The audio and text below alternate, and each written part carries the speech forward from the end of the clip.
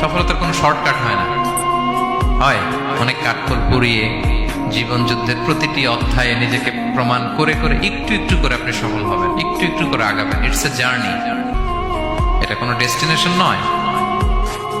এবং সফল হওয়ার পথ পরিক্রমায় কোনো লিফট নেই, সিঁড়ি বেয়ে উপরে উঠতে হয়। কি বেয়ে? কিন্তু আমরা সফল হতে চাই কিভাবে? ডাইরেক্ট 100 তলায় আমি সফল, উপরে সবার উপরে আমি, এইভাবে চাই সফলতাটা। সবার উপরে উঠে যাব, গোল্ড মেডেল গলায় পরাই দিবে, আমরা সাকসেসফুল না। সফলতার রাস্তায় কোনো লিফট থাকে না। কি দিয়ে উঠতে হয়? সিঁড়ি বেয়ে ঘাম জড়িয়ে উঠতে হয়। দেখেন, শুধু আলোর মুখ দেখার জন্য মায়ের পেটে আমাদের কত সময় লাগছে বলেন তো?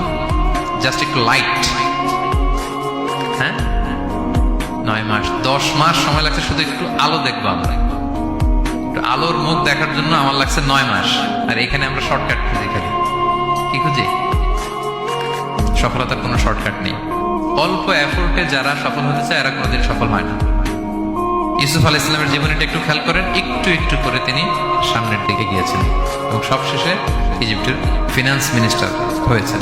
এজন্য ধৈর্য ধারণ করতে হবে, নিজের সর্বোচ্চটুকু উজাড় করে দিয়ে আপনার রোলটা আপনি প্লে করবেন, এরপর আল্লাহ তাআলার উপর ভরসা রাখবেন। কিন্তু অনেক চেষ্টার পরেও যদি কাঙ্ক্ষিত সফলতা না পান, হতাশ হওয়ার কিছু নাই।